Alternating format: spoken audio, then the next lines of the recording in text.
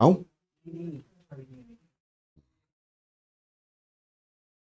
दोनों डाल दिए। वहां से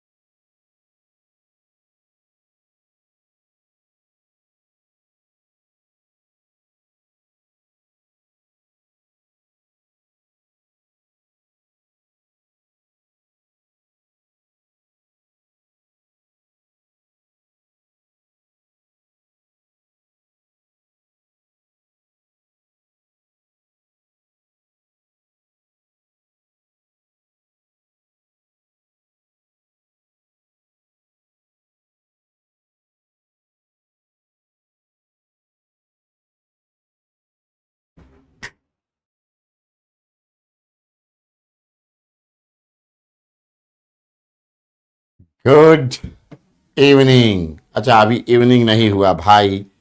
गुड आफ्टरनून। युवा भारत, जय हिंद। कैसे हैं आप लोग? अपेक्षा है कि अच्छे होंगे। I hope you people are very good. और एक अपेक्षा और कर लूं क्या? एक अपेक्षा, अगर हां बोलोगे तभी करूंगा। देख रहा हूं मैं कमेंट्स। हां कोई बोले तब मैं वो अपेक्षा कर लूं।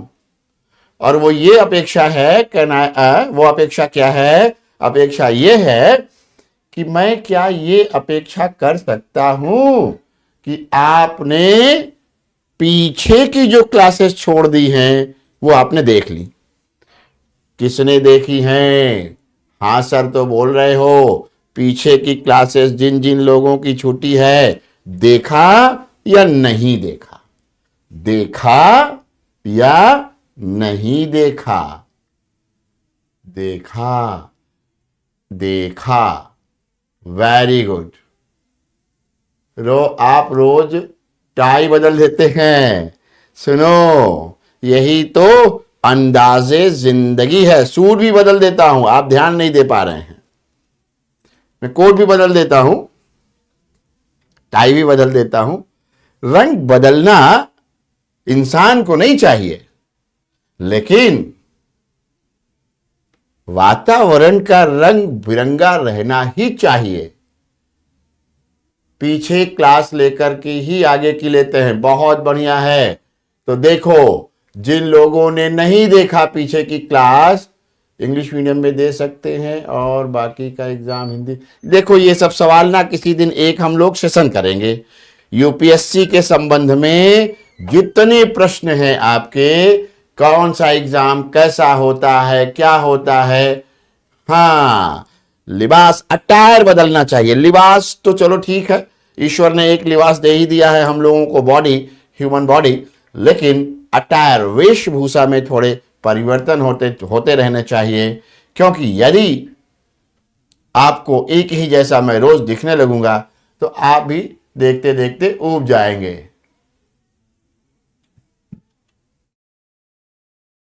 चलिए,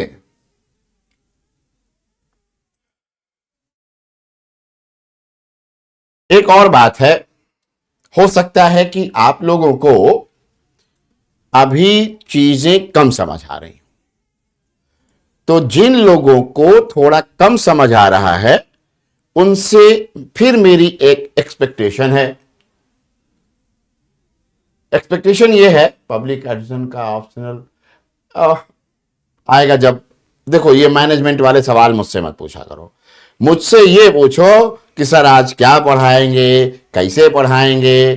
ठीक है? अच्छा, वो बदलने वाले पर एक चीज मैं आप लोगों को बताना चाह रहा था, वो मत बदलना। ठीक है?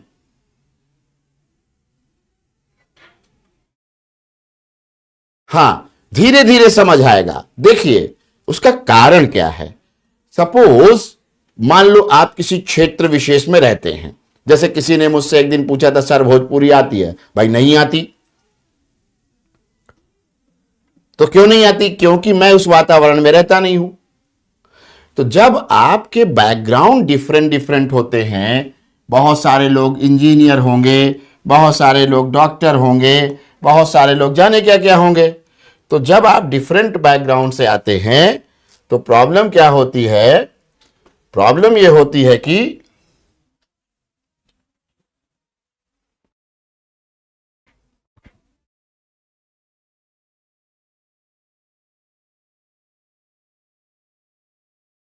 अभी तो टॉपिक वॉपिक का सब नाम पड़ेगा, अभी तो पेन उठाया है मैंने।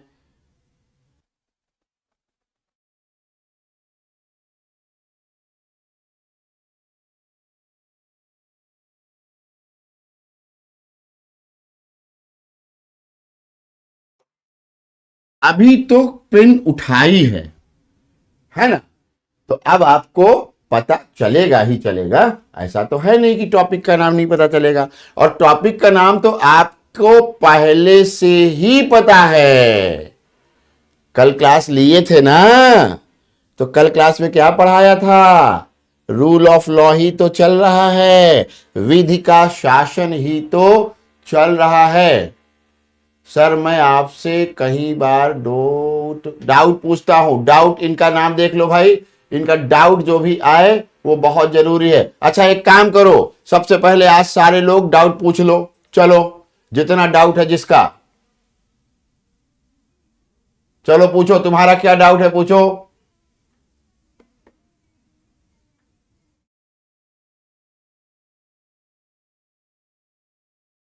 अरे बार बार उसी को पेश कर रहे हो, स्पैमिंग क्यों कर रहे हो बेटा? सवाल पूछो ना, क्या डाउट है?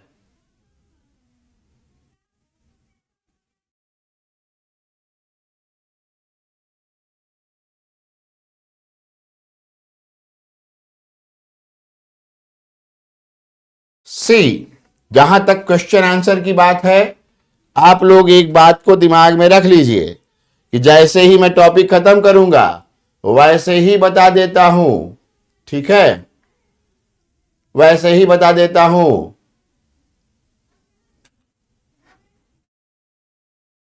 पॉलिटी एक सेक्शन है जिसको राज व्यवस्था। सर एमपी को सस्पेंड करना क्या गुड गवर्न नहीं आता है? गुड गवर्नेंस में बिल्कुल नहीं। सर ये सब्जेक्ट ही समझ नहीं आ रहा है, कोशिश करना पड़ेगा आपको बार बार। सर सिलेबस पीडीएफ में पीडीएफ अपलोड कर दिया गया है, आपने देखा नहीं होगा। घटिया शासन समझा दे रहा हूं, वर्ड का मीनिंग एक्सप्लेन करिए। अच्छा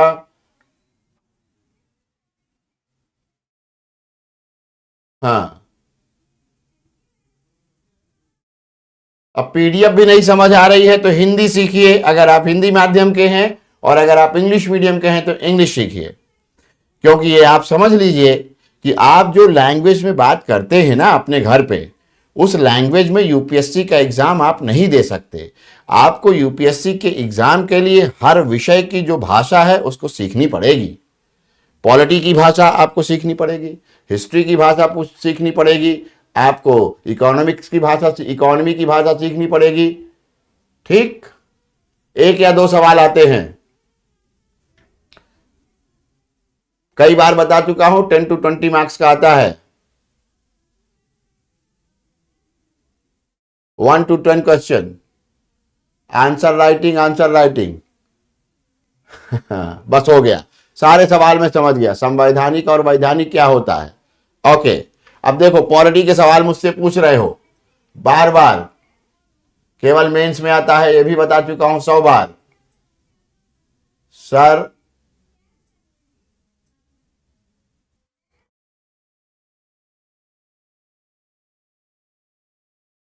एमपी का सस्पेंशन पॉलिटी का क्वेश्चन है, वहां पूछिए।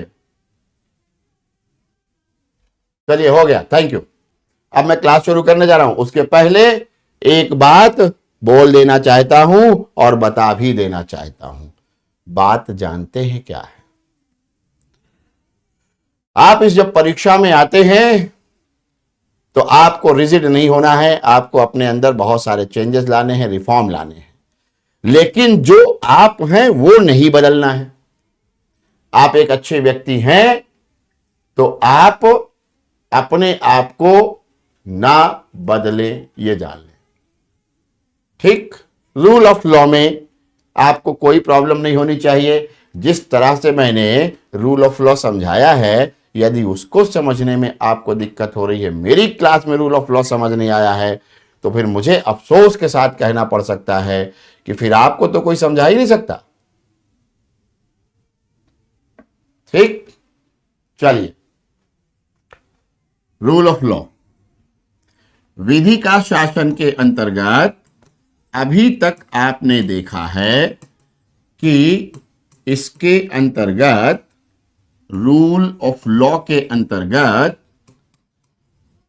3 सिद्धांत हैं, जिनमें से पहला सिद्धांत आपने पढ़ लिया है ना, absence of arbitrary use of power.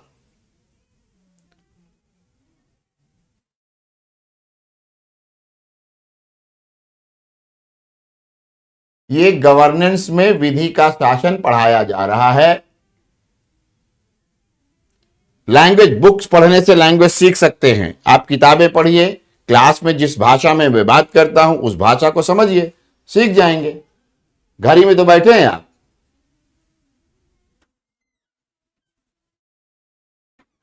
नहीं, समझ मायने तो रखती है, लेकिन क्या मैं आपको भोजपुरी में, उड़िया में, कन्नड़ में, इसमें समझा सकता हूं क्या? नहीं, आई कैन नॉट डू। दूसरी बात यह है कि उत्तर लिखने की एक भाषा होती है। अब विधि का शासन है तो विधि की शासन थोड़ी लिख सकते हैं आप। It is rule of law, then you have to write rule of law, you can not write rule by law. If you will write rule by law, then the answer will be wrong. चले, तो विधि का शासन जो है, इसका पहला principal आपने कर लिया। दूसरा प्रिंसिपल जैसे ही आता है उसको कहते हैं equality before the law. Equality before the law.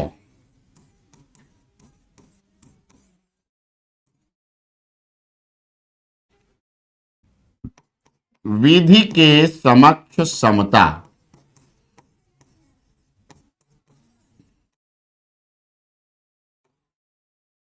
विधि के समक्ष समता।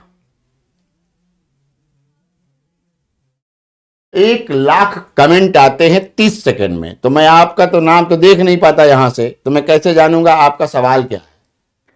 ठीक है भैया, क्लास के खत्म होने के 5 मिनट, 10 मिनट, 7 मिनट पहले मैं एक क्वेश्चन आंसर सेशन रखूंगा। उसमें जिसको जो सवाल पूछना है वो पूछ लेगा। अब कोई क्वेश्चन आप पूछने का प्रयास ही मत करिए। जिसको जो क्वेश्चन पूछना है, at the end of the class हम लोग क्वेश्चन आंसर सेशन रख लेंगे। इस समस्या का भी आपके समाधान कर दिया। ठीक है, क्लियर? ठीक, चलिए, अब हम लोग आते हैं equality before the law. Dicey ने कहा कि कानून के सामने सब बराबर होने चाहिए। देयर शुड नॉट बी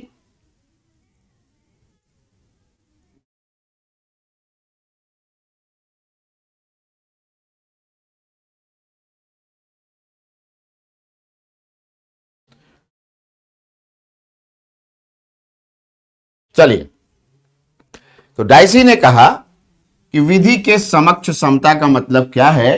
तो डाइसी कहते हैं कि there shall be no any discrimination before the laws on the basis of any rank और पोजीशन।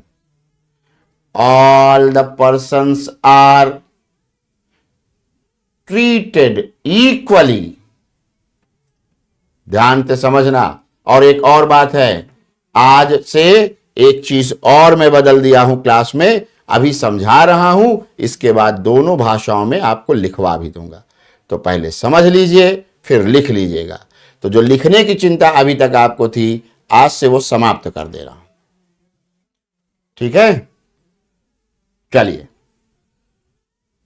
तो डाइसी ने कहा कि किसी भी व्यक्ति को यदि कोई लॉ है, suppose there is a law, कोई भी कानून की बात आप कर लो, किसी भी कानून की, हमारे आपसे रिलेटेड जो कानून है अगर उनकी बात करें तो सपोज ट्रैफिक रूल्स, ठीक, जो लिख रहा हूं दिखाई दे रहा है, यह भी बता दीजिए सबको दिख रहा है कि नहीं।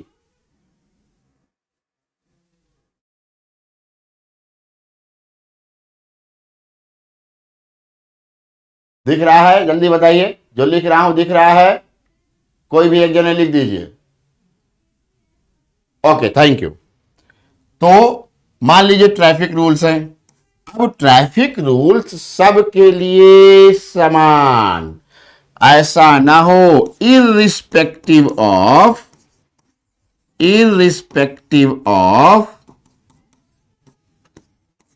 रैंक और पोजीशन, इररिस्पेक्टिव ऑफ रैंक और पोजीशन।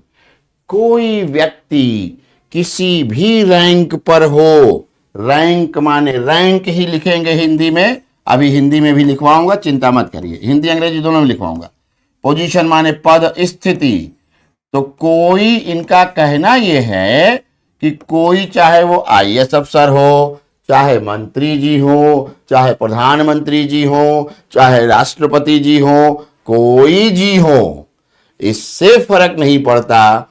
विधियों के सामने, कानून के सामने सब एक बराबर हैं। ये डाइसी का कहना वास्तव में यूनिवर्सली अप्लाई नहीं हो सकता था। डाइसी का यह कहना सार्वभौमिक रूप से प्रयुक्त होना लगभग असंभव है, क्योंकि कई बार पद अथवा रैंक के बदलने से, ऊपर नीचे होने से एक विभेद अपने आप किया जाता है या माना जाता है। जैसे अब अगर भारत के राष्ट्रपति हैं तो उनको या उनके विरुद्ध किसी प्रकार का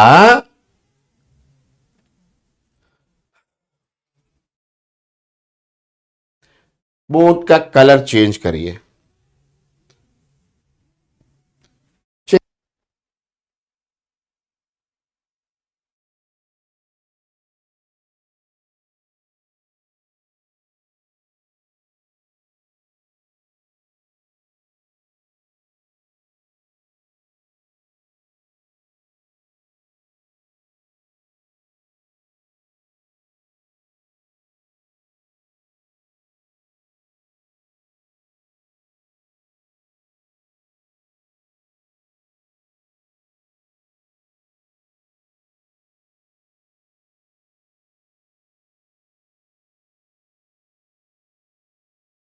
done.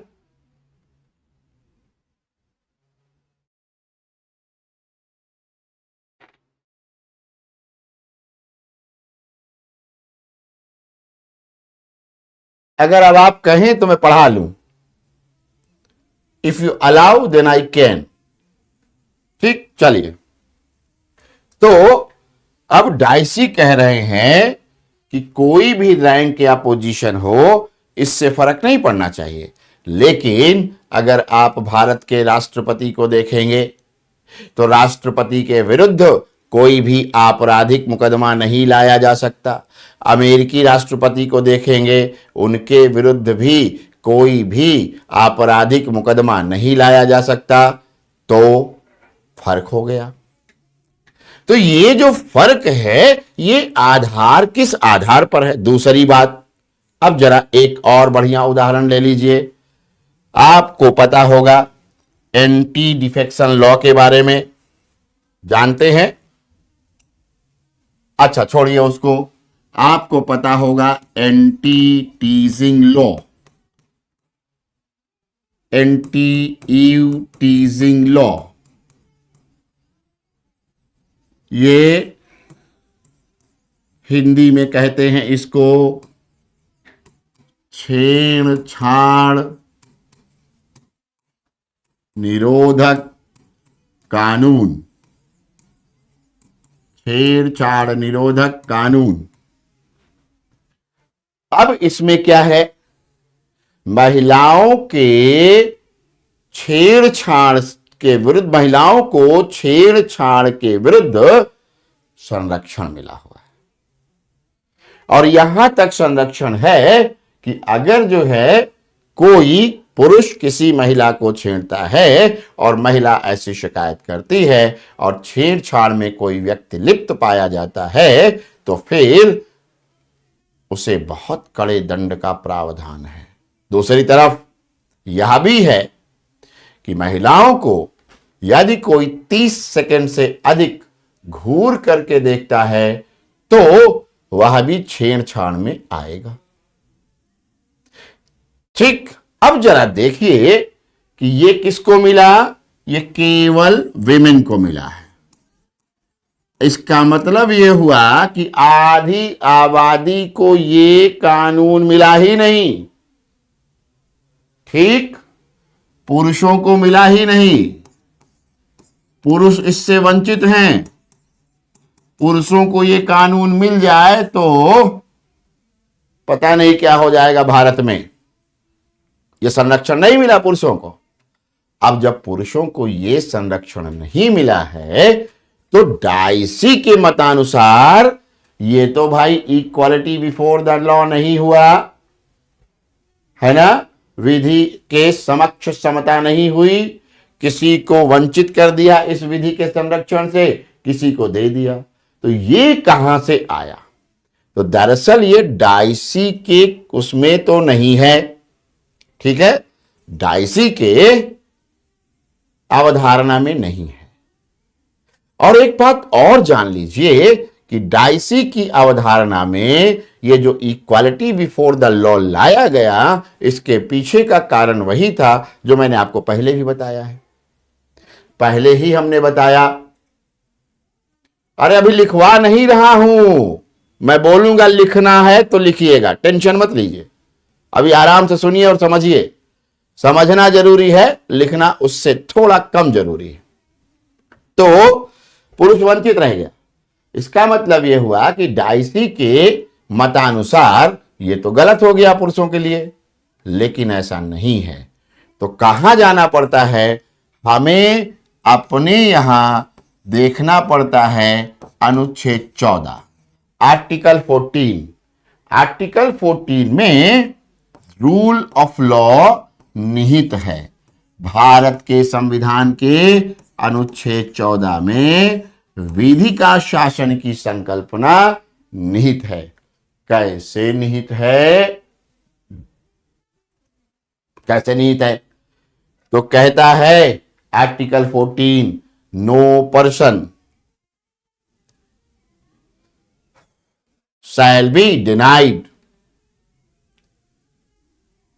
for equality before the law and equal protection of the laws। एक और कॉन्सेप्ट है, इसमें दो चीजें हैं, ईबीएल है, इक्वालिटी बिफोर द लॉ 14 में, तो दूसरी तरफ ईपीएल है, equal protection of the laws. ये कहता है the laws should be equally applied among equals. विधियों को समान रूप से केवल समान लोगों में प्रयुक्त किया जाना है। असमान लोगों में नहीं, असमान लोगों में नहीं। इसका मतलब क्या हुआ?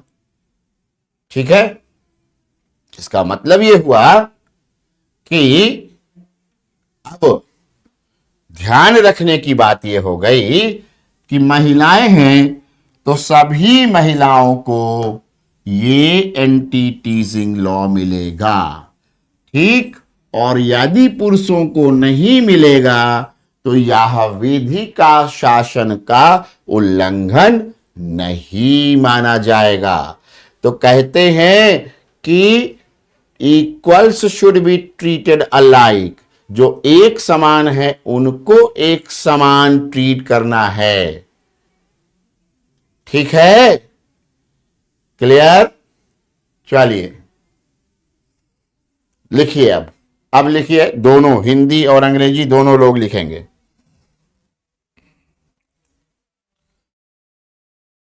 दूसरा सिद्धांत का हेडिंग डालिए। मेन हेडिंग होगी आपका विधि का शासन, रूल ऑफ लॉ, या आपकी पहले ही पढ़ी होगी तो अब आपको लिखना है। ठीक है, लिखिए इन इंग्लिश।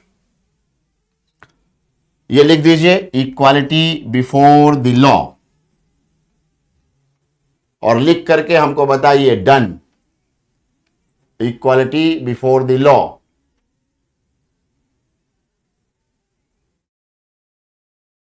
डन। हिंदी वाले लिखें विधि के समक्ष समता। Done, very good. लिखिए, Dicey said that there shall be equal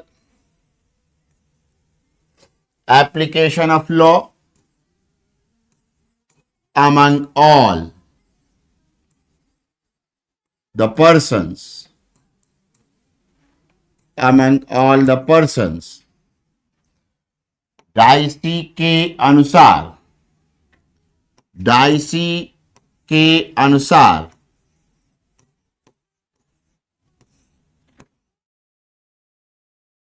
सभी व्यक्तियों में के सभी व्यक्तियों के साथ विधियों का एक समान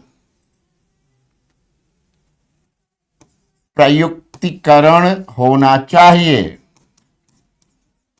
प्रयुक्तिकरण होना चाहिए।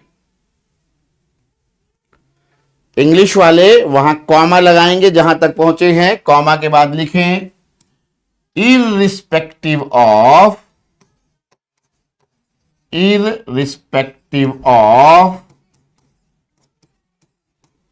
the rank or position।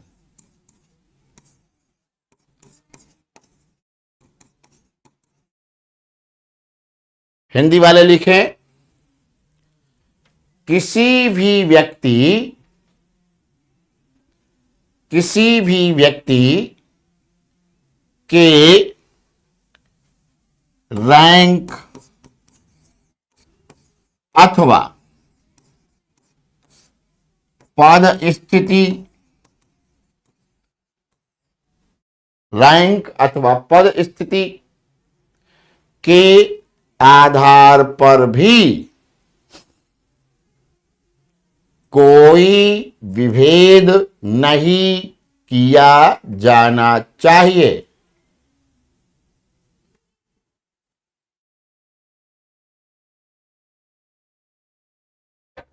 कोई विभेद नहीं किया जाना चाहिए।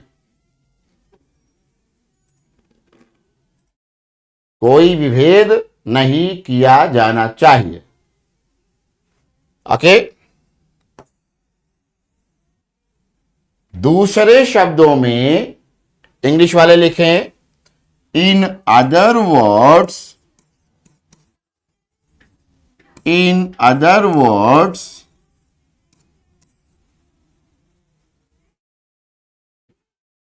everyone should be treated equally. In other words, everyone should be treated equally before the law.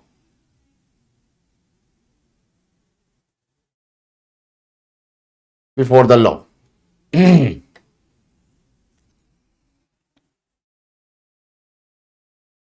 दूसरे शब्दों में हिंदी वाले लिखें, दूसरे शब्दों में किसी भी व्यक्ति के साथ किसी प्रकार का विभेद नहीं किया जा सकेगा। विभेद नहीं किया जा सकेगा। चलिए, न्यू पैराग्राफ, न्यू पैराग्राफ और make a heading, rule of law under the constitution of India. अब आप सबको भिन्नता गवर्नेंस में कैसे पढ़ना है और पॉलिटी में कैसे पढ़ना है, मेरे ख्याल से अच्छे से समझ आ गई होगी। इसको हिंदी में लिखेंगे, भारत के संविधान में विधि का शासन की संकल्पना।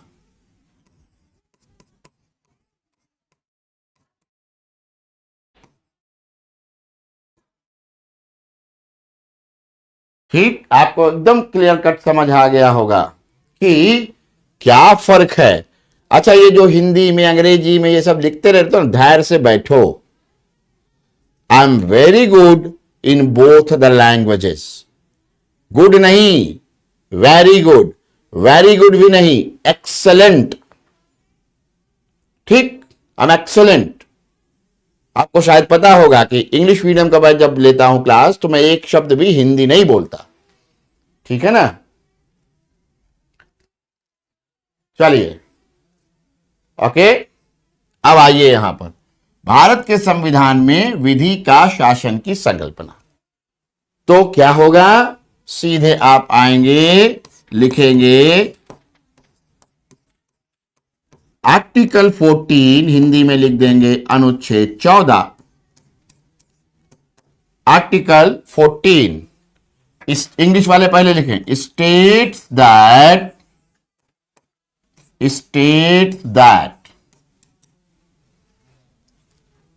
the state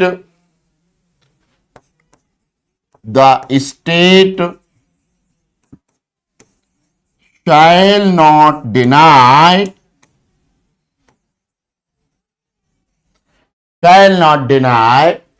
to any person। Hindi वाले लिखें, अनुच्छेद 14 प्रावधान करता है कि राज्य किसी भी व्यक्ति को, shall not deny,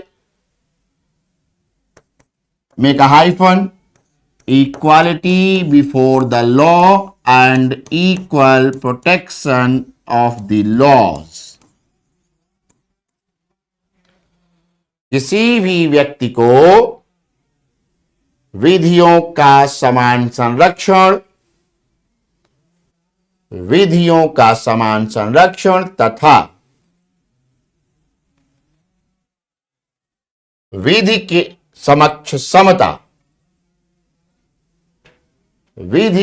समक्ष समता से मना नहीं कर सकेगा।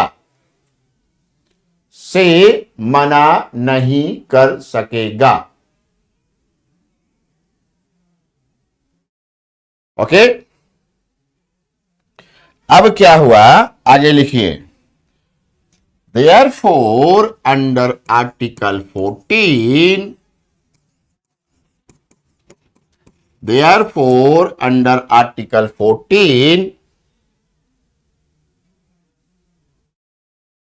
not only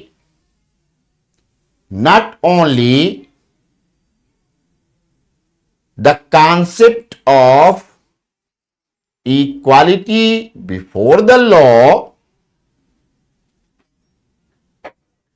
not only the concept of equality before the law given by Dicey is mentioned. इस प्रकार अनुच्छेद 14 में डाइसी द्वारा दी गई विधि का शासन की संकल्पना के साथ साथ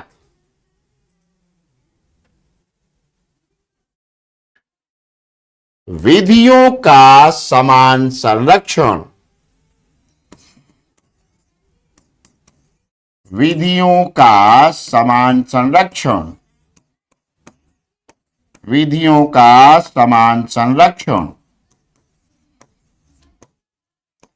ब्रैकेट में लिख दो अमेरिका से लिया गया, अमेरिकी भी शामिल किया गया है।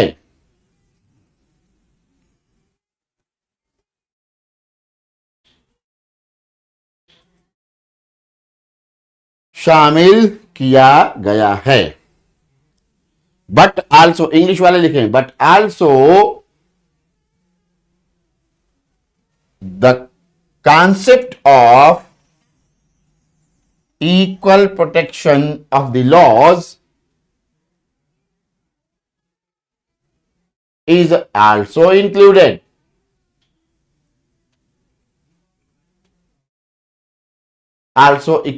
Included.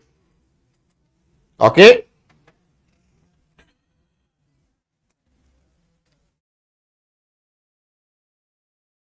अब आगे लिखिए, unlike the new paragraph, unlike the equality before the law, the concept of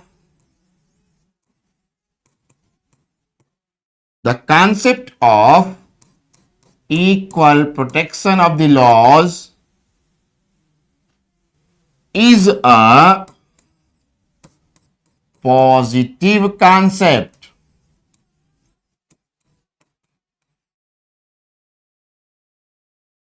Hindi वाले नया पैराग्राफ में लिखें, विधि के समक्ष समता,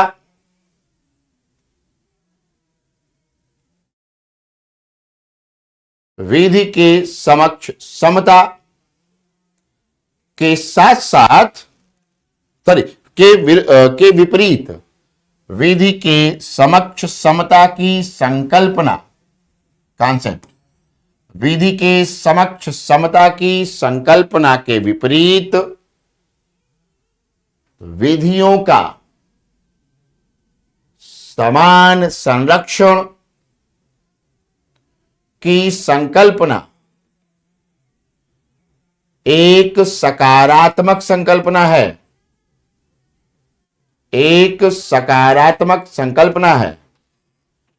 नाउ इसका मतलब क्या हुआ? इसका मतलब हुआ कि ये कैसी संकल्पना है? विधि के समक्ष समता, पॉजिटिव या नेगेटिव? हाँ,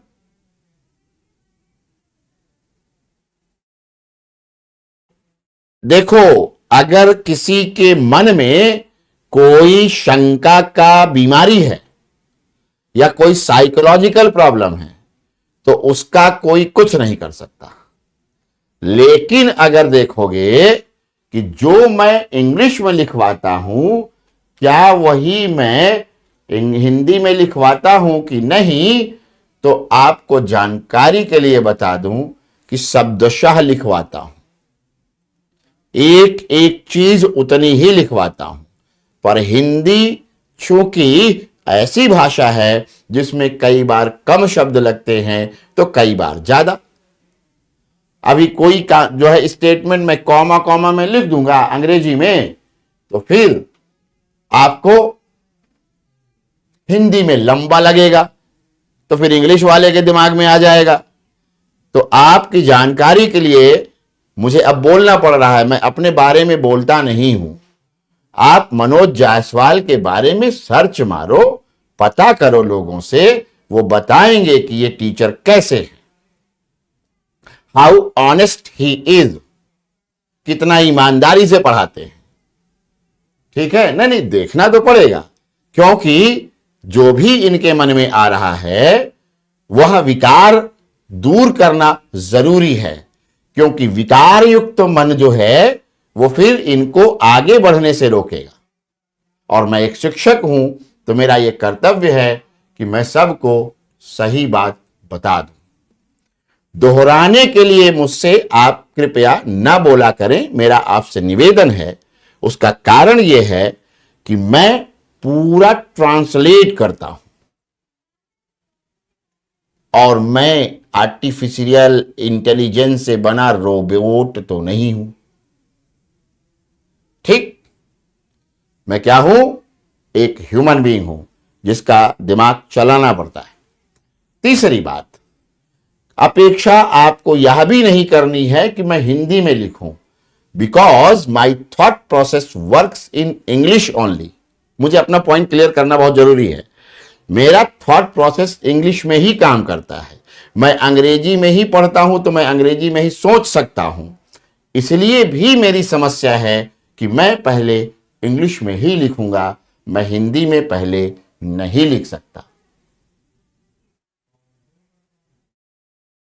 ठीक, वही तो कर रहा हूं मैं, पहले इंग्लिश को लिखवाता हूं फिर हिंदी को लिखवाता हूं। ऐसा थोड़ी नहीं होगा कि पूरा टॉपिक इंग्लिश को लिखवा दूं, आपको बैठे रहने दूं, ऐसा नहीं होगा। ठीक, हर वाक्य अंग्रेजी में पहले फिर हिंदी में, फिर अंग्रेजी में फिर हिंदी में, ऐसे चलता रहेगा। और इससे बेहतर क्लास नहीं हो सकती है, मेरा ऐसा मानना है। ठीक है ना, मेरा ऐसा मानना है, इससे बेहतर क्लास नहीं हो सकती। चलिए आगे लिखिए। तो अब देखिए, जो मैंने आपसे प्रश्न पूछा था, आपने लिखा कि विधियों के समक्ष समता के विपरीत विधियों का समान संरक्षण की अवधारणा सकारात्मक है। आपने लिखा विपरीत, तो इसका मतलब हुआ कि अब जो अवधारणा है वह ईबीएल, वह नकारात्मक है। क्यों? तो ये कहता क्या है, ये लिखना नहीं है, समझना है। ये कहता क्या है कि जो है, ये कहता क्या है, ये कहता है कि राज्य किसी भी प्रकार का कोई विभेद नहीं कर सकता है, और ये कहता है कि भैया विधियों का समान संरक्षण है, equal protection of the laws है। इसका मतलब यह हुआ, तो अब आगे हेडिंग यही डालेंगे, equal protection of the laws, equal protection of the laws. और एक बात मैं आपसे यह भी बता दूं कि आप चूंकि यूपीएससी की तैयारी करने आए हैं, तो आपकी जो कॉपी बनेगी और आपको जो मैं पढ़ाऊंगा, वो पढ़ाऊंगा यूपीएससी के ही स्तर का। आप अभी से पढ़ना शुरू कर दें या 4 दिन बाद पढ़ना शुरू कर दें, 1 हफ्ते बाद पढ़ना शुरू कर दें या 4 साल बाद पढ़ना शुरू करें, मैं यूपीएससी के लेवल के नीचे आपको नहीं पढ़ा सकता। क्योंकि मैं अपने साथ और आपके साथ, दोनों के साथ विश्वासघात नहीं कर सकता। ठीक है, चलिए याद रखना, यूपीएससी के लेवल के नीचे मैं नहीं उतरूंगा। ठीक, मेरा पीडीएफ लेंदी है क्योंकि यूपीएससी की तैयारी आप कर रहे हैं, चपरासी के एग्जाम का थोड़ी तैयारी कर रहे हैं कि पियोन जाना है, बनना है किसी ऑफिस में। ठीक है ना, यूपीएससी का प्रिपरेशन करना है आपको। You have to make your effort. हाँ, बिल्कुल नहीं आता तो इनको समझाओ ना बेटा, ये जो लोग परेशान हैं। चलो, ये सोच रहे हैं कि कुछ ऐसा पढ़ा दें सर जो एकदम सरल सरल सा, हल्का हल्का सा हो। आपको अपना दिमाग लगाना ही पड़ेगा, आपको अपना एफर्ट लगाना ही पड़ेगा, याद रखिए। ठीक है, मेरा जो प्रयास है मैं वो कर रहा हूं। हेडिंग हो गई विधियों का समान संरक्षण, विधियों का समान संरक्षण। अब इसको समझ लिया जाए।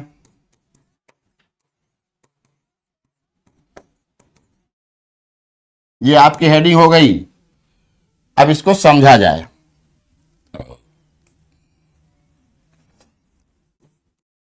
ईपीएल, शॉर्ट में इसको मैं लिखता रहता हूं, ईपीएल। ठीक है, आप भी इसको लिखते रहेंगे। तो ये क्या है? ये अमेरिकी अवधारणा है। It has been taken from USA, but आपको आज मैं एक और बात बताने जा रहा हूं। असली अवधारणा अगर इसका ओरिजिन देखा जाए तो ये कौटिल्य की अवधारणा है। नाम तो सुना ही होगा कौटिल्य का। एक शेर सुना देता हूं आपको। ये जो तमाम लोग लिखते रहते हैं, बहुत सारा टाइम इनके पास रहता है, शायद नोट्स लिख रहे होंगे, उसके बावजूद भी इनके पास टाइम मिल जाता है, फास्ट लिखते होंगे। अभिव्यक्ति का एक बड़ा तगड़ा माध्यम है बोलने का। जानते हैं कौन कहता है खामोशी बेजुबा होती है? वो लिखा करते हैं दिन रात उनकी यादों में। चलिए वापस आइए मुद्दे पर। हाँ, खामोशी बेजुबा नहीं होती है। चलिए, तो ये जो है बेसिकली कौटिल्य की अवधारणा है, चाणक्य की अवधारणा, और चाणक्य के ही एक समकक्षी की भी अवधारणा है। क्लास में अगर ठीक से पढ़ोगे ना तो मैं इतनी बेहतरीन क्लास देता हूं कि आपको ढूंढे ही नहीं मिलेगा ये टीचर, ढूंढ ही नहीं पाओगे। हाँ, समझ लो, बस अंदाजे बयां जो है मेरा उसको पकड़ लो, और पकड़ लिए तो बेड़ा पार। ठीक, चलिए, अमेरिका के बजाय इसको मैं कौटिल्य की अवधारणा कह रहा हूं, और फिर उसी के साथ एक और कह रहा हूं कि उनके एक समकक्षी की भी अवधारणा है। और उनका समकक्षी कौन? अरस्तु, अरिस्टोटल। अरिस्टोटल ने एक बात कही थी। उन्होंने कहा कि equality can exist among equals. अरस्तु ने कहा था, अभी लिखना नहीं है, अभी समझा रहा हूं, टेंशन लेना नहीं, पूरा लिखवाऊंगा। अरस्तु ने कहा था that equality can exist among equals, among equals। फिर कहते हैं, विचारक थे तो फिर कहते हैं equality can not exist among unequals। इसका मतलब हिंदी में क्या हुआ? समानता केवल समानों में ही हो सकती है या पाई जा सकती है। हो सकती है या पाई जा सकती है।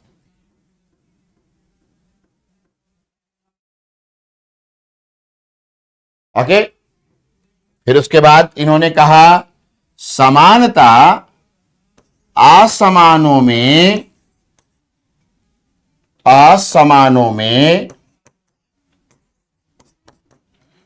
नहीं हो सकती।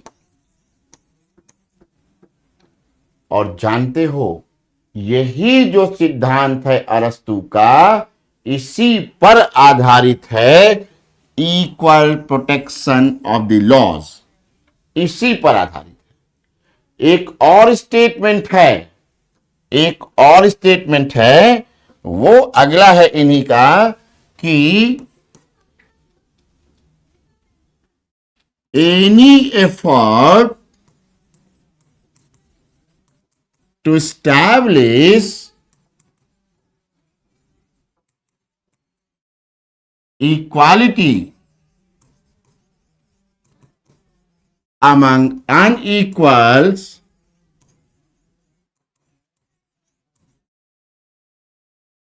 shall result in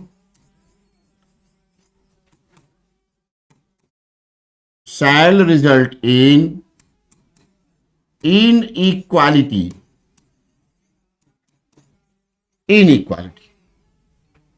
इन्होंने कहा, अगला बात है कि असमानों में किसी भी प्रकार से समानता स्थापित करने का परिणाम असमानता ही होगी। ठीक है, असमानता ही होगी। अब इसको एक एग्जाम्पल से आपको समझाते हैं। जैसे जिस विधि की बात हम लोगों ने डाइसी के संबंध में की कि भाई एंटी टीजिंग लॉ केवल महिलाओं को मिला, पुरुषों को नहीं मिला। अब जरा देखो, क्या भारतीय समाज में पुरुष और महिला दोनों की स्थिति एक समान है? तो नहीं है, बिल्कुल नहीं है। महिलाओं का कई बार शोषण होता रहा है, वर्षों पुराना इतिहास है।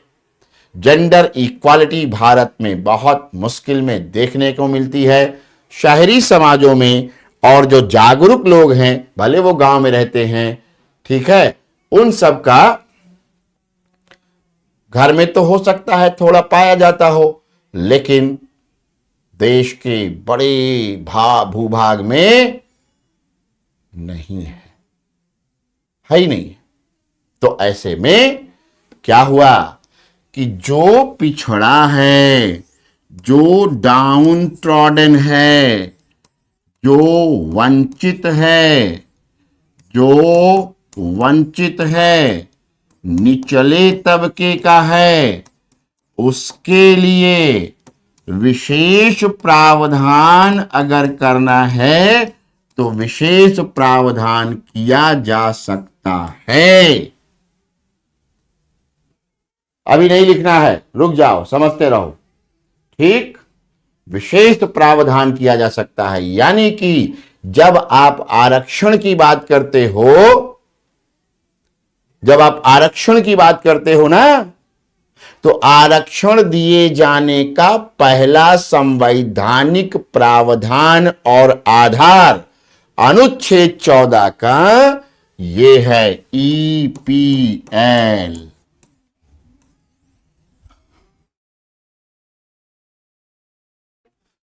समझ में आया? Very good. तो ईपीएल ने क्या किया? ईपीएल ने कहा कि भाई अगर आपके यहां कोई राष्ट्रपति है और राष्ट्रपति महोदय जा रहे हैं तो ऐसे तमाम मामले हो सकते हैं। सुरक्षा एक कारण हो सकता है,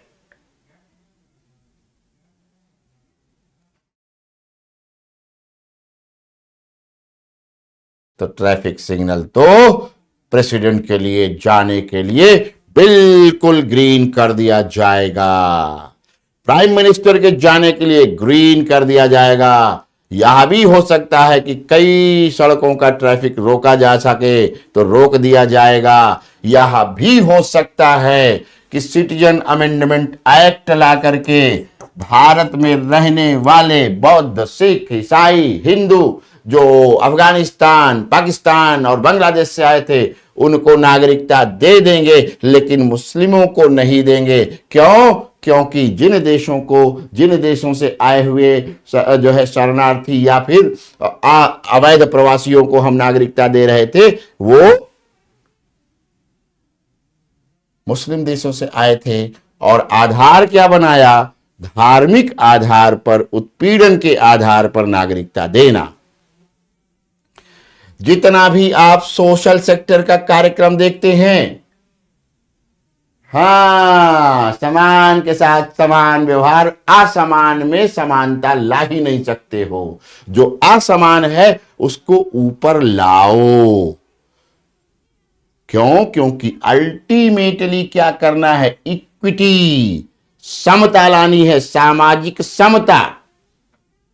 जो मैंने आपको बताया था ये वाला फिगर कि फुटबॉल मैच हो रहा है और यहां एक व्यक्ति खड़ा है दीवार के इस पार, उसकी हाइट ज्यादा है तो देख ले रहा है, दूसरे की हाइट कम है तो नहीं देख पा रहा है। तो इसको क्या करोगे? सरकार का काम है कि इसको एक ऊंचा टेबल वगैरह दे दे, इसकी भी हाइट ऊपर हो जाए।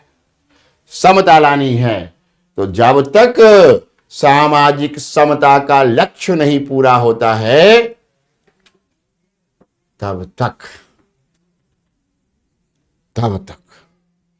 ये आपका equal protection of the laws, तमाम सारे प्रोजेक्ट, प्रोग्राम्स, स्कीम्स चलाने का अधिकार सरकार को देता रहेगा। क्लियर?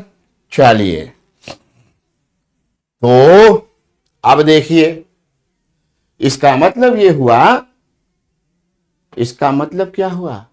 इसका मतलब हुआ कि यदि equal protection of the laws article 14 में नहीं दिया गया होता तो आरक्षण ना दिया जा सकता, महिलाओं के लिए विशेष प्रावधान और कानून नहीं लाए जा सकते थे, वृद्धों के लिए विशेष कानून नहीं लाए जा सकते थे।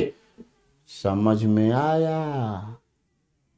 और फिर राष्ट्रपति के विरुद्ध और राज्यों के राज्यपालों के विरुद्ध जो आपने कहा है कि इनके विरुद्ध कोई भी आपराधिक मामले नहीं लाए जा सकते, वह प्रावधान भी आप आर्टिकल 365 में नहीं कर पाते।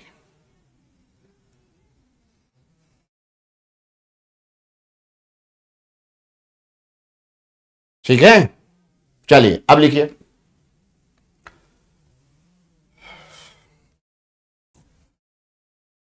this concept is based on the maxim of Aristotle. Maxim of Aristotle. यह सिद्धांत अरस्तु के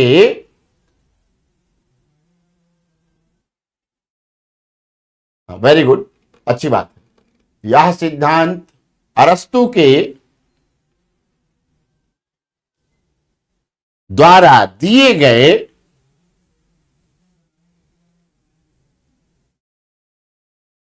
विचार पर आधारित है।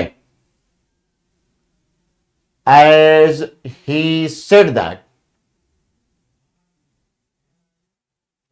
वो एक अलग डिस्कशन है, उसकी बात करेंगे। अभी जो पढ़ना है वो पढ़िए। As he said that, ये सारे लिख लीजिए तीनों principle. Equality can exist among equals, Hindi वाले लिखें, जैसा कि उन्होंने कहा था कि समानता केवल समानों में ही हो सकती है। एंड दूसरा वाला भी लिख दीजिए और तीसरा वाला भी लिख दीजिए। समानता केवल, थैंक यू यार, मैं अच्छा पढ़ाता हूं मुझे पता है, बस आप अच्छी मेहनत करना शुरू करिए, आप अच्छी मेहनत करिए, बस दोनों का बेड़ा प्यार हो जाएगा। ठीक है, दूसरा वाला भी लिख लिया, हिंदी वाले भी लिख लें। तथा समानता असमानों में नहीं हो सकती। बहुत बढ़िया, जिसकी दोनों लैंग्वेज अच्छी है दोनों में लिखे।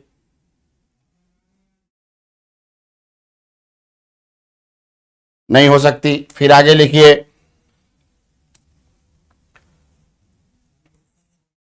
इंग्लिश वाले लिख लीजिए, हिंदी में मैं बोल रहा हूं, इंग्लिश में लिखा हुआ है। साथ ही साथ, हिंदी वाले लिखें, साथ ही साथ असमानों में समानता, अच्छा सॉरी, असमानों के साथ, हिंदी वाले लिखें। अब देखिए हिंदी में वाक्य बदल गया, साथ ही साथ असमानों में, सॉरी असमानों के साथ, असमानों के साथ एक समान व्यवहार, एक समान व्यवहार। अरे बोर्ड में लिखा है भाई, क्या मजाक है यार, बोल रहा हूं अभी, रुक जाइए, हिंदी को लिखवा देने दीजिए। एक समान व्यवहार करने के किसी भी प्रयास का परिणाम, किसी भी प्रयास का परिणाम असमता होगी, असमता होगी।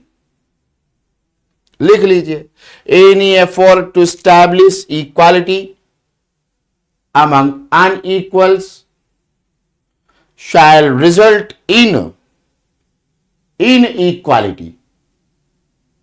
तो कह दीजिए तो हम बोर्ड में लिखना ही बंद कर दें, खाली डिक्टेट ही कर दिया करें। आप लोग किसी भी तरह से संतुष्ट नहीं होते हैं, ठीक है।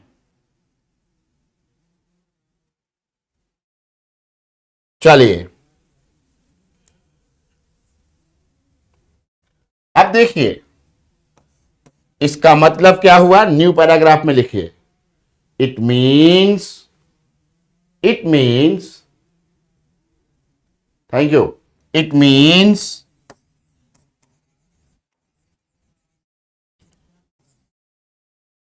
according to EPL, अर्थात विधियों के समान संरक्षण। गुस्सा उस्सा नहीं हो रहा हूं यार मैं, बेमतलब की बात, मैं कभी भी गुस्सा नहीं करता, ये ध्यान रखिए। मेरा अपना मानना है कि आप छात्र हैं, आप छात्र धर्म निभाएं, मैं शिक्षक हूं, मैं शिक्षक धर्म निभाऊंगा।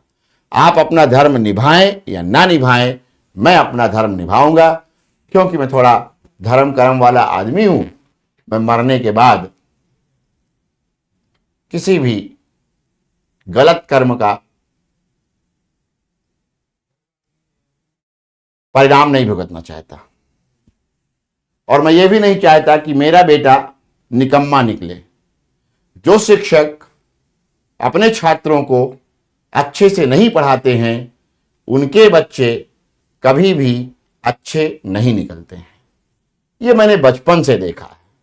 मेरे भी शिक्षक थे कुछ, जो क्लास में आकर के मजाक करके चले जाते थे, उनके बच्चे आज भी निकम्मे ही हैं, खेती करवाते हैं। जब मैं गांव जाता हूं तो मिलते भी हैं। नहीं, अरे थोड़ा बहुत देख लेने दो, मैं रोबोट नहीं हूं यार, मुझे भी थोड़ा इन लोगों के साथ आनंद लेने दो। देखता हूं कब तक ये नहीं सुधरते हैं, ठीक, देखता हूं। कभी तो इनके मन में आएगा कि यार हमने तो टाइम वेस्ट कर दिया, और जिस दिन आएगा उस दिन याद करेंगे। Good, it means according to EPL, the state while making policies must consider while making policies must consider the circumstantial differences। इस प्रकार, फिर से बोल रहा हूं हिंदी में, अर्थात लिखा है शायद आपने, अर्थात ईपीएल के अनुसार राज्य जब भी नीतियों का निर्माण करेगा तो परिस्थितिजन्य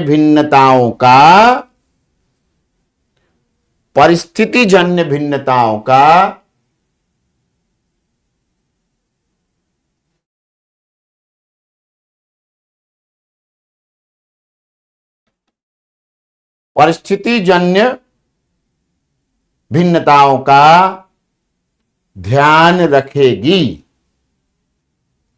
परिस्थितिजन्य भिन्नताओं का ध्यान रखेगी। आप सबको खान सर को बहुत बहुत धन्यवाद देना चाहिए कि उन्होंने आपके लिए इंडिया के टॉप लेवल के टीचर्स को इकट्ठा किया है और इतने कम पैसे में वो पढ़वा रहे हैं। आप लोगों की क्लास लेने के पहले आज तक मैंने किसी ऐसे इंस्टीट्यूट में पढ़ाया ही नहीं था जो इतना कम फीस चार्ज करता हो। तो ये खान सर का जो सामाजिक कल्याण का, सामाजिक उत्थान का और सामाजिक सशक्तिकरण का सपना है, उसका तो सम्मान करिए। आपको उसका सम्मान करना चाहिए। You must respect his effort. He is legend and he is hiring the legends. आपको अंदाजा ही होगा, आप जानते होंगे कि कितना पैसा वो खर्च कर रहे हैं टीचर्स के पीछे और आपसे कितना कम चार्ज कर रहे हैं। इन्हीं टीचर से पढ़ने के लिए आप जब दिल्ली आते थे तो आपको लाखों में खर्च करना पड़ता था, आपको याद होगा। चलिए चलिए, तो जब राज्य क्या करे, नीतियों का निर्माण करे, तो परिस्थिति जन्य मामलों का विचार करें। आगे बढ़ते हैं। अकॉर्डिंग टू ईपीएल 10 लिख दीजिए, 10 according to EPL like should be treated alike। इस प्रकार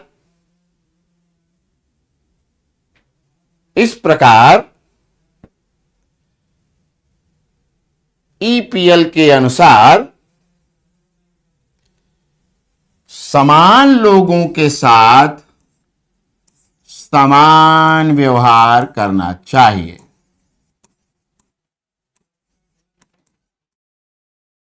इन अदर वर्ड्स, दूसरे शब्दों में, in other words, the laws should be applied equally only among equals। दूसरे शब्दों में, विधियों को समान रूप से केवल समानों में लागू कराया जाना चाहिए।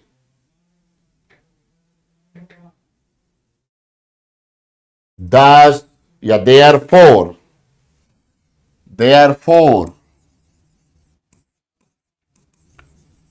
this principle enables the state to provide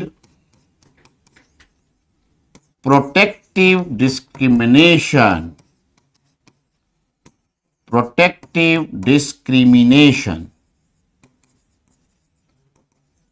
इस प्रकार यह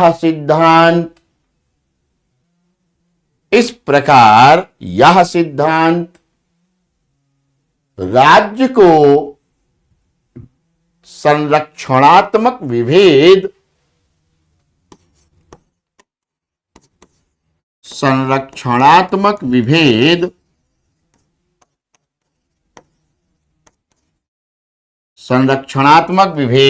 करने हेतु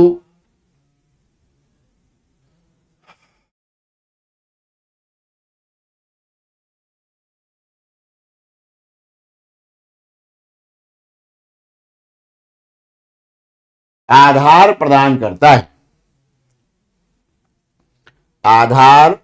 करता है। ठीक, अब इसके बाद एग्जाम्पल लिख सकते हैं। महिलाओं के लिए विशेष प्रावधान, स्पेशल प्रोविजन फॉर विमेन,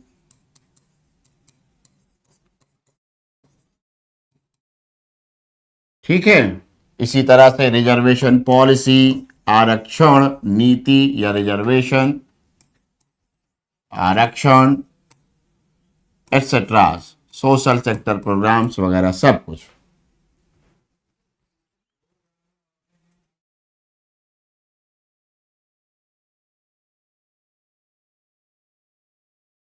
चलिए, तीसरा प्रिंसिपल अगर आप देखेंगे जो डाइसी ने दिया था, third principal, the constitution is the result of the ordinary law. The Constitution is the result of the ordinary law of the land। तीसरा प्रिंसिपल क्या था, लिख लीजिए हिंदी में।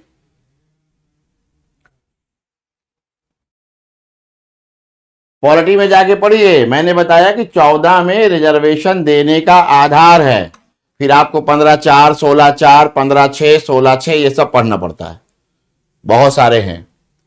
और SC ST के लिए आर्टिकल 335 भी पढ़ना पड़ता है, 335, वो पॉलिटी का विषय है मेरा। देखो, मैं अपने डोमेन से बाहर नहीं जाना चाहता और मुझे अपने डोमेन से बाहर जाने की आवश्यकता भी नहीं है। मैं अपने डोमेन में रह करके सारी काम की चीज आपको बता दे रहा हूं, ठीक है। चलिए, तीसरा सिद्धांत लिखिए। डाइसी के अनुसार संविधान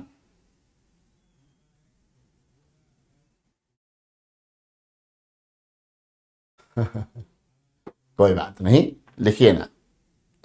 मुझे पता है कि मैं बहुत, देखिए, यदि मैं बहुत अच्छा नहीं पढ़ाने वाला टीचर होता तो खान सर मुझे बुलाते क्यों? अरे भाई, equal protection of the laws, विधियों का समान संरक्षण। तीसरा प्रिंसिपल लिखिए, संविधान देश के सामान्य विधियों का परिणाम है। सामान्य विधियों का परिणाम है। दिस प्रिंसिपल, लिख दीजिए, this principal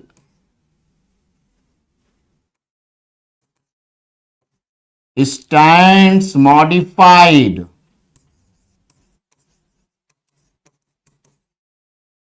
with respect to India. Bharat के संबंध में यह सिद्धांत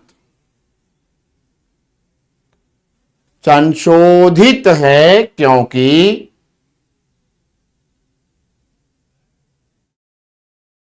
thank you, I love you लिख रहा है, अरे भाई थैंक यू। क्योंकि लिखिए आगे, क्योंकि आई लव यू बाद में लिखना, पहले क्लास की बात लिखो। क्योंकि भारत का संविधान ही देश का कानून है, सर्वोच्च कानून भी लिख सकते हैं। क्लास के बाद ही मेरा पीडीएफ समझ आएगा, सब लोग याद रखिए। जब तक आप क्लास नहीं करेंगे, पीडीएफ में जो मैटर लिखा है, आप सबको अब बता ही देता हूं, मैं बोलना नहीं चाह रहा था। किसी दिन पूछा था आप में से किसी ने कि सर कोई बुक आपने लिखी है। मित्रों, मैंने अपने सीने पे बहुत बड़ा पत्थर रख करके ये मैटर दिया है, वो मेरी किताब छपने वाली थी। तो जब वो किताब आएगी तो आपको किताब खरीदनी नहीं पड़ेगी। वो मेरी बुक का मैटर है। किंतु यदि मैं खान सर के इस प्रयास में थोड़ा भी योगदान कर सकता हूं तो मैं कर सकता हूं। आप देखेंगे कि कितनी रिफाइंड लैंग्वेज है। किन लोगों ने देखा पीडीएफ, जरा बताइए, जिन्होंने ठीक से जा करके गो थ्रू हुए हैं। जो गो थ्रू हुए हैं वो देखें और बताएं, वो बताएं कि वो बुकिश लैंग्वेज है कि नहीं है, बुकिश और नॉट, पुस्तक वाली लैंग्वेज है कि नहीं है, वो किताबों वाली।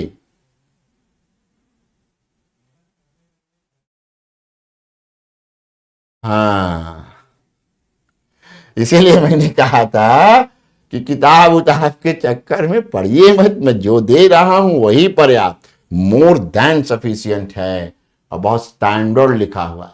10 पेज पढ़ा, 10 पेज में से 4 पेज समझ आया होगा पहली लाइन में ना, पहली बार में। जिसको 10 पेज में से 2 पेज समझ आए, समझ लेना वो भी बहुत अच्छा है, याद रखना, ठीक है। क्लास के बाद वो समझ आने लगेगी, सब समझ आएगा कि अच्छा ये वाक्य लिखा क्यों है। वो पुस्तक गागर में सागर है, गागर में सागर। चलिए आगे बढ़ते हैं। अब ये बात फैला मत देना पूरी दुनिया में कि किताब है किताब है किताब है, और फैलाना भी मत, अपने पास रखना। मुझे किताब छापनी है यार, मुझे भी कुछ पैसे कमाने का अवसर दे देना, ठीक। Thank you. चलिए, तो भारत के संबंध में यह सिद्धांत क्या हुआ, संशोधित किया जाता है या संशोधित है क्योंकि भारत में संविधान ही देश का मूल विधि है या देश का सर्वोच्च संविधान है। क्लियर। चलिए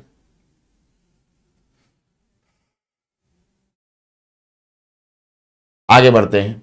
बेटा पढ़ने के लिए समय चाहिए, 1 आध साल एक्स्ट्रा समय लगेगा। पहले क्लास कर लो, क्लास के साथ थोड़ा थोड़ा रिवीजन करते जाओ, क्लास का मैटर, उसके बाद बैठ के घर पे फिर पढ़ना। इतनी जल्दी नहीं हो जाएगा। हो गया डाइसी का कॉन्सेप्ट। अब सुनो, बहुत तगड़ा कॉन्सेप्ट बताने जा रहा हूं, टेंशन में आ जाओगे सब लोग। और कई लोग फिर हो सकता है लिखें, सर समझे नहीं आ रहा है, और वो लोग जरूर लिखेंगे सर समझे नहीं आ रहा है, जो लोग कल की क्लास और परसों की क्लास ठीक से नहीं पढ़े होंगे। तो अब जैसा कि मैंने वादा किया था आपसे कि एक टॉपिक और कराना है, और वो क्या है, अच्छा एक क्वेश्चन लिखिए, प्रश्न लिखिए। हाँ, क्लास समझोगे तो पीडीएफ समझ आएगा। अरे वो बुक है यार, समझा करो बात को। बुक इतना सरल नहीं लिखी जा सकती है कि कोई भी पढ़े और पढ़ के पंडित हो जाए, ऐसा थोड़ी ना होता है। किताब किताब की तरह लिखी जाती है। पहले प्रश्न लिखिए, क्वेश्चन। क्वेश्चन लिखिए।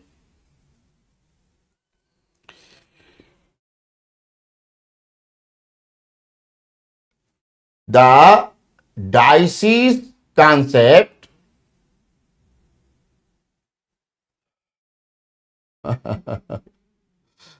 the diocese concept of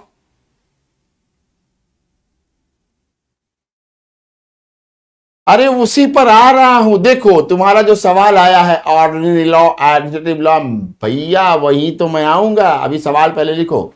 question, Dicey's concept of rule of law is modified in the Constitution of India, sorry, in India लिख दो सीधे, in India, critically examine, critically examine, Hindi में लिखें, हिंदी में लिखें। मैं आंसर फॉर्मेट बता दे रहा हूं, इसी आंसर फॉर्मेट पे लिख लेंगे, सब लोग जान लें कि उनका उत्तर सही है। हिंदी में लिखे पहले, डायसी द्वारा दी गई विधि का शासन की संकल्पना,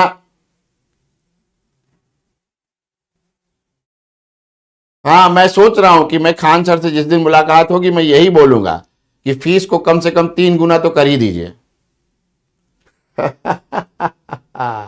ऐसा नहीं करूंगा, डरना मत, मैं ऐसा कुछ नहीं बोलने वाला हूं।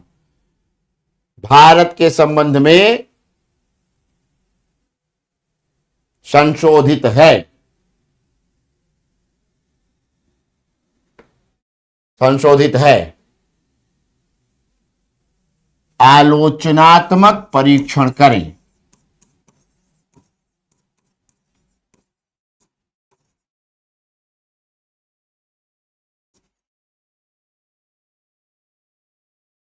अच्छा, कितने लोग रूल ऑफ लॉ वाला लिखे हैं नोट्स आज और कल? जरा सा अपनी, थैंक यू यार, जरा सा अपनी नोटबुक खोल ले। अच्छा फिर से बोलूं, विधि का शासन की संकल्पना भारत में संशोधित है, आलोचनात्मक परीक्षण करें।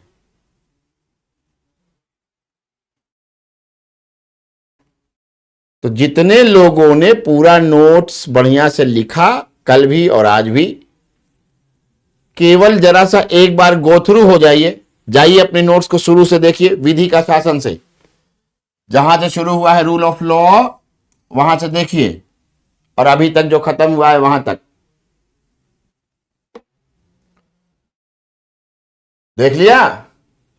अब हां या ना में, यस सर नो सर में उत्तर नहीं देना है, उत्तर देना है जी या तो नहीं। हिंदी में यस सर में समझ नहीं आता, अब जो मैं पूछने जा रहा हूं उसका जवाब दीजिए। आपको नहीं लग रहा है कि इसी प्रश्न का पूरा उत्तर आप क्रमवार एकदम सीक्वेंस में तार्किक रूप से लॉजिकली डिराइव करते हुए, डिराइव को क्या बोलते हैं हिंदी में मैं भूल गया, लॉजिकली डिराइव करते हुए लिखे हैं, ऐसा दिख रहा है? समझ आ रहा है कि नहीं?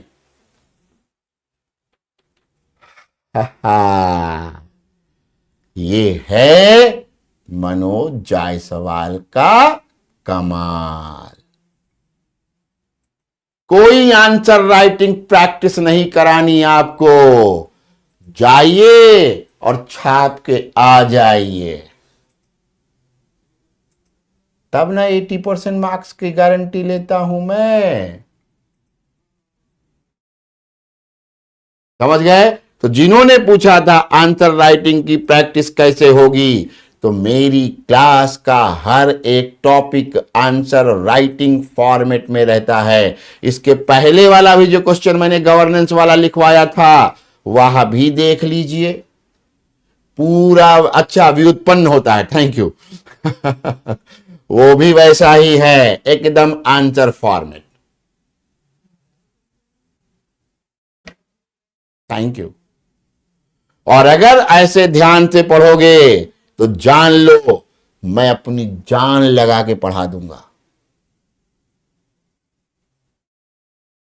और फिर आप चाहे जहां बैठे हो, आपको गवर्नेंस के सेक्शन में आपसे कोई बात नहीं कर पाएगा, सिवाय उसके जो खान ग्लोबल स्टडीज का छात्र है। उसके अलावा आपसे कोई बात नहीं कर पाएगा, यह भी मेरा प्रॉमिस है। चलिए, अब जो है प्रश्न पूछने का समय है आपके पास। अगला टॉपिक आज ही हेडिंग डाल लीजिए, हमसे मत पूछना कि सर हेडिंग तो डाल दिया करिए। मैं अपने मूड में आता हूं, मेरा थॉट प्रोसेस चलता रहता है। डाइसी, अच्छा इसको ऐसे भी लिख सकते हैं, डाइसी भी, हालांकि डाइसी लिखना ठीक रहता है। डाइसी का प्रशासनिक विधि पर विचार।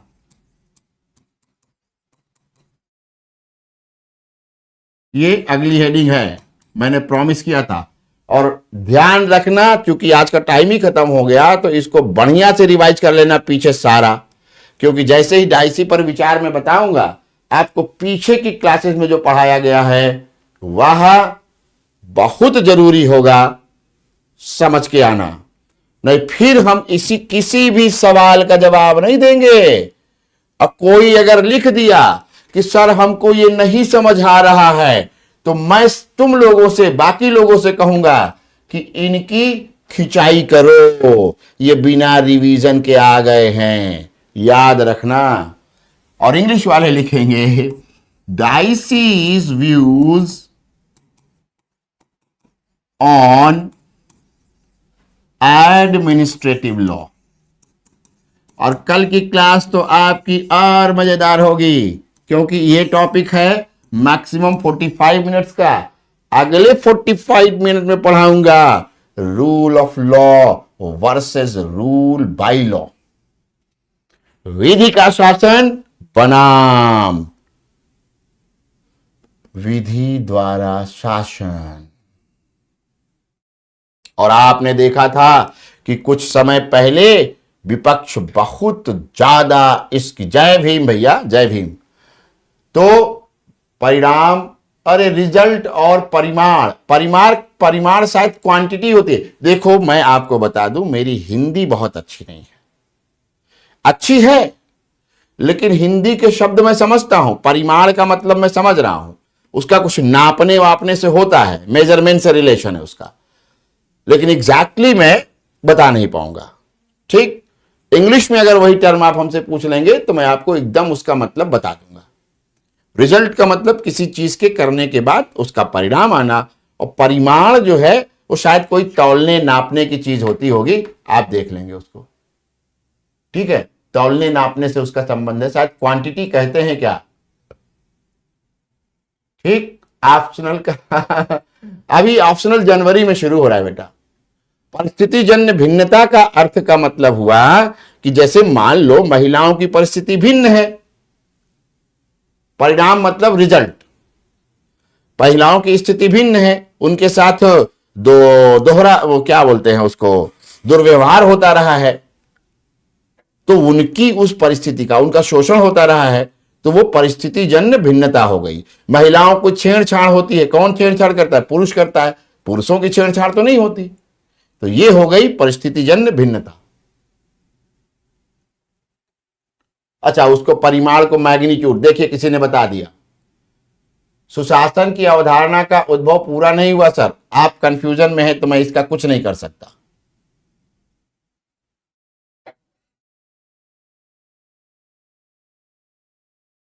ठीक भाई, ये सब देखो मैं ये सब नहीं जानता हूं। कोई भी प्रशासनिक प्रश्न मुझसे मत करिए, जो मैनेजमेंट से आपको पूछना है, फीस क्या होगी, क्या नहीं होगी, क्लास कब शुरू होगी, तो मुझे बता दिया। हाँ, फ्रांस का द्वैत कानून ही तो पढ़ाना है, यही तो है एडमिनिस्ट्रेटिव लॉ, फ्रांस का दोहरा कानून।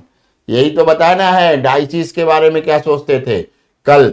और फिर जो है मैं एक बात कह रहा था, उसको कंप्लीट करना है। मैं ये कह रहा था कि इधर कुछ दिनों पहले आपने देखा होगा कि ये कहा जाने लगा कि भाई ऐसा है, अब भारत में रूल ऑफ लॉ नहीं रह गया, विधि का शासन नहीं है, सरकार सबका दमन कर रही है, अब रूल बाय लॉ हो गया है।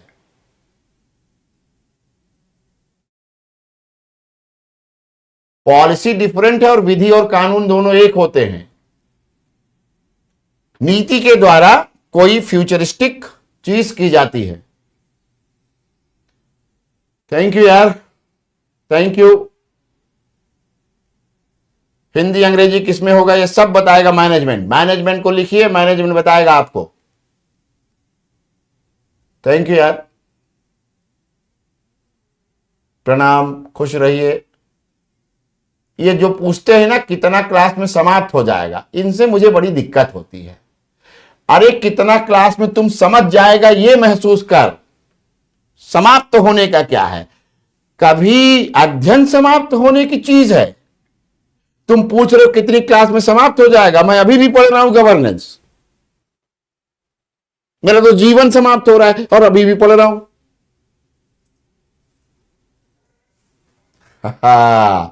तो सुनो, चलते चलते मेरे ये गीत याद रखना, कभी अलविदा ना कहना। बाय। देख लो।